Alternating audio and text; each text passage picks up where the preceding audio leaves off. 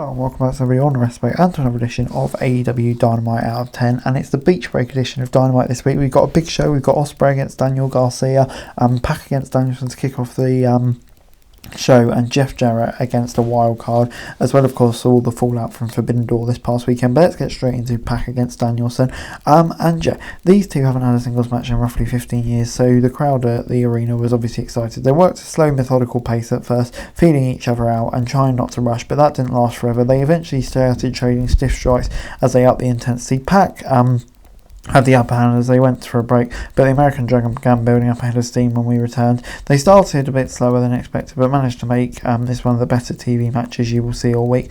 Both men traded submissions and near falls before Danielson finally got the pinfall win. And yeah, this gets a 7 out of 10 for me. A really good match to start the show. Danielson for me getting the right decision. Kind of the Owen Hart Cup seems to be what he's really going for at the moment. But yeah, seeing these two in the ring together, you know, you always knew it was going to be a good time, and that's exactly how it turned out. 7 out of 10. Before Mark Briscoe was in the ring to talk about Forbidden Door and coming out short in the TNT title match, he revealed he'll be on Team AEW and Blood and Guts before Jack Perry laid him out with the title. Kyle O'Reilly tried to make the save, but Okada hit him with the Rainmaker, and the Acclaim ran down to send the Elite packing, potentially hitting it.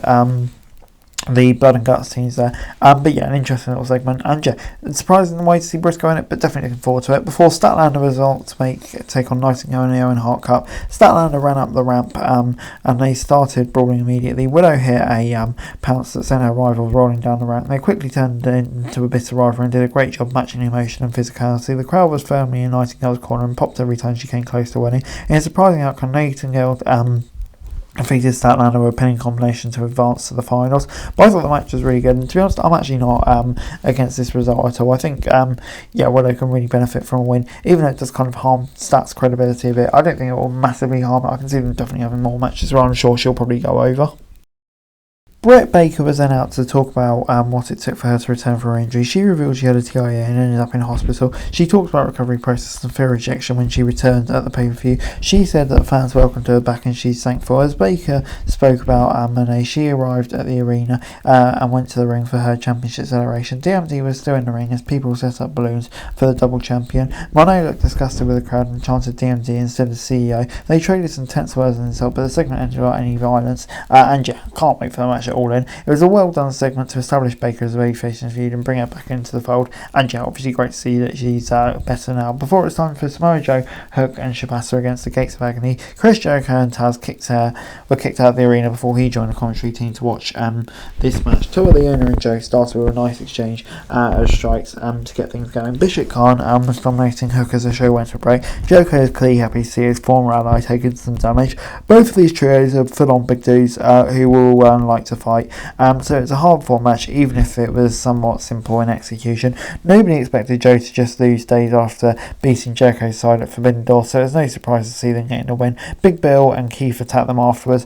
Yeah, I'm going to give it a 6 out of 10. I don't know, I'm kind of ready to see this feud done. The match was okay, but yeah, like I say, kind of ready to see the feud done. Before Jeff Jarrett's crew came out with him to see who would be the wild card entry, and it was none other than Hangman Page. The Cowboy obviously got a big pop but when his name appeared on screen, but Double J didn't look so happy. They locked up and Hangman shoved Jarrett to the mat with a scowl on his face. He looked more aggressive than usual and took control and began unloading on the veteran.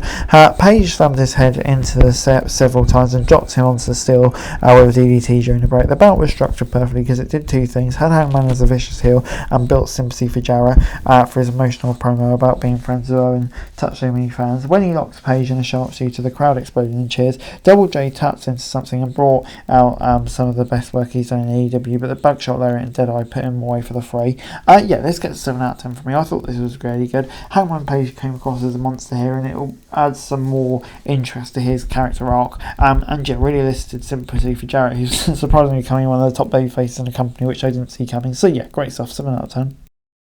We then got Will Ospreay versus Daniel Garcia for the international title. MJF stood in Garcia's corner while Ospreay was alone, following his request to leave the Don Callis family area in the show. The aerial assassin sold some of Garcia's offense, so he's operating at 100% despite having a hard-fought match against Swerve on Sunday.